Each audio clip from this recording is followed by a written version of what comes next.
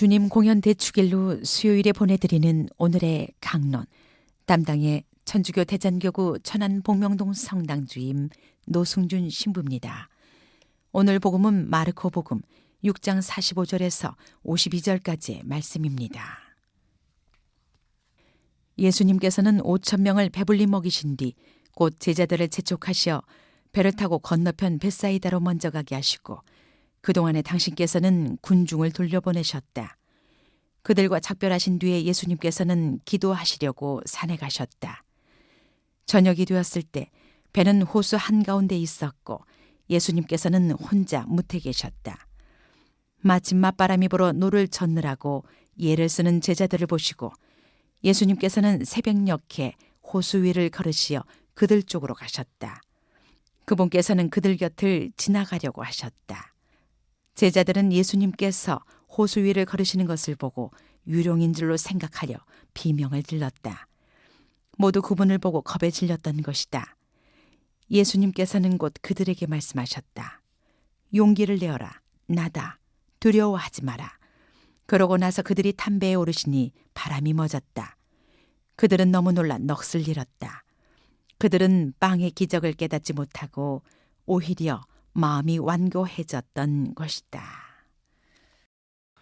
오소서 성령님, 대전 가톨릭 평화방송 애청자 여러분 안녕하십니까? 오늘 복음 말씀은 자연마저도 제압하시는 예수님의 모습을 소개하고 있습니다.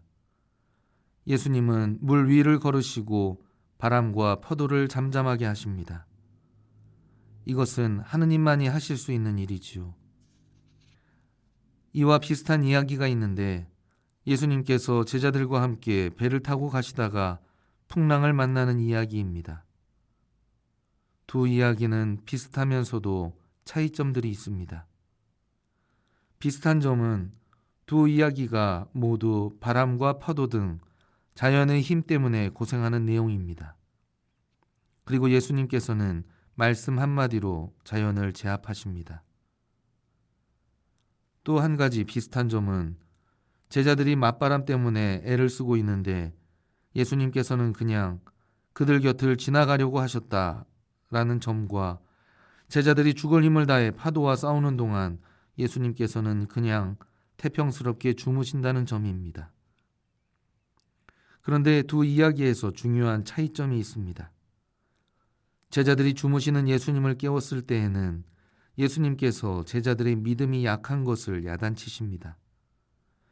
그런데 오늘 복음에서 물 위를 걸으시는 예수님을 보고서 제자들은 유령인 줄 알고 겁에 질리는데 야단치시기보다 용기를 내어라, 나다, 두려워하지 마라 하고 위로하십니다. 주무시는 예수님을 깨운 것은 진짜로 믿음 없는 태도입니다.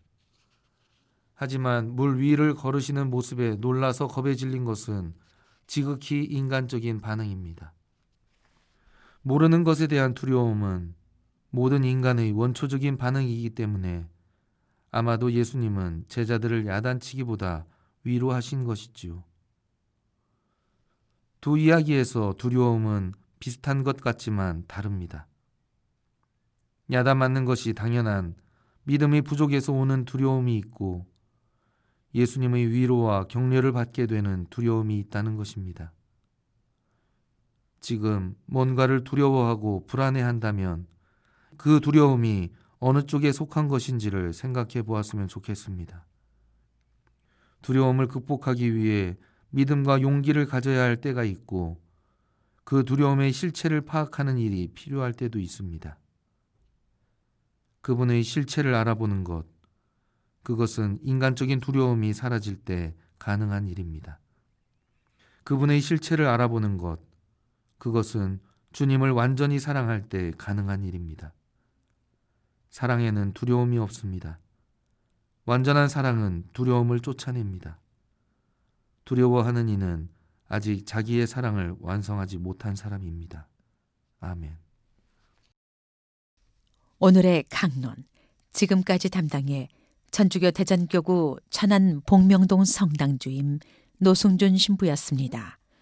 내일도 노승준 신부의 강론이 계속됩니다.